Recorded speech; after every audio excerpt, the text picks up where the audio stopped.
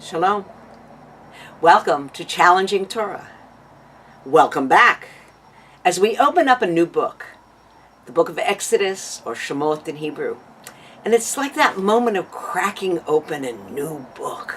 You kind of look at the cover, smell it, open the book, and realize, oh yeah, this is actually a sequel. It's connected to the book before. Because this is the story that is the story of the Jewish people.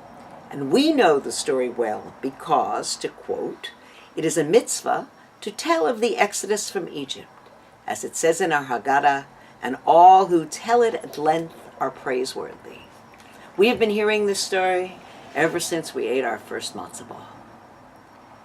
And yet, it is a story of challenges that present themselves in different ways, at different steps on our own journey throughout our lives. We are always constantly coming out of Egypt, from the Mitzarim, from the narrow places, into a new place of light and freedom.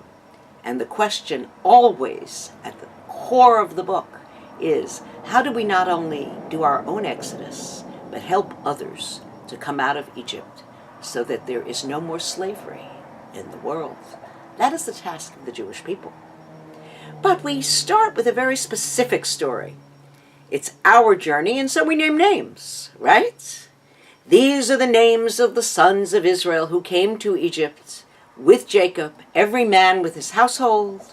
They give you all the names of the boys, and all of the souls who came from the loins of Jacob were 70 souls, for Joseph was in Egypt already. And then the most chilling lines of all of Torah: there arose a new king in Egypt who knew not Joseph.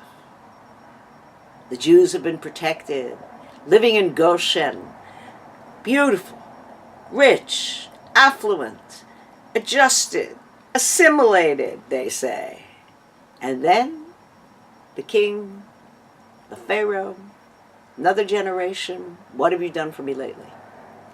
And we begin to see the pattern that we've seen again and again in history, where the Jews become suspect, then become feared, and in fearing them, they are turned into almost subhumans who need to be driven out to save the civilization of the land.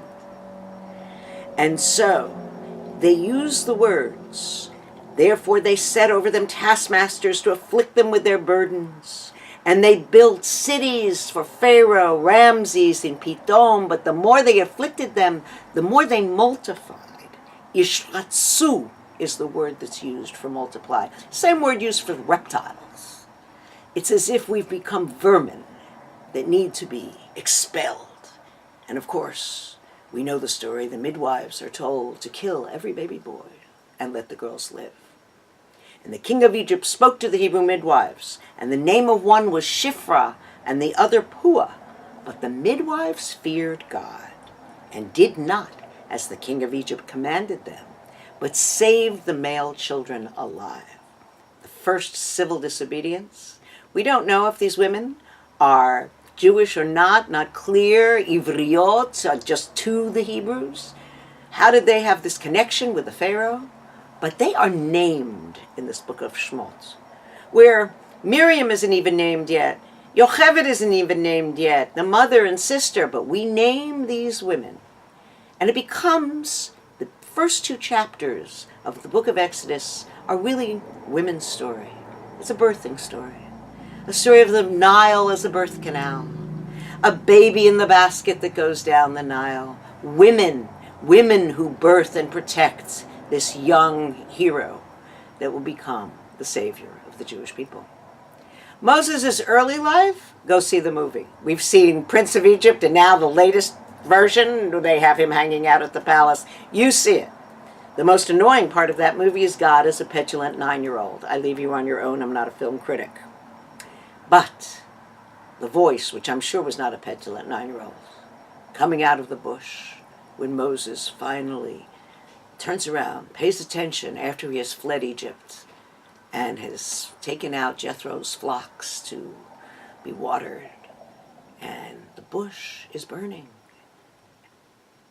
And when the Lord saw that he had turned aside to see, God called to him from out of the midst of the bush and said, "Moses, Moses." And Moses said, "Here I am." We probably have burning bushes all around us, and we don't see. And God says, "Take off your shoes. The place where you stand is holy ground. The place where we stand is always holy ground."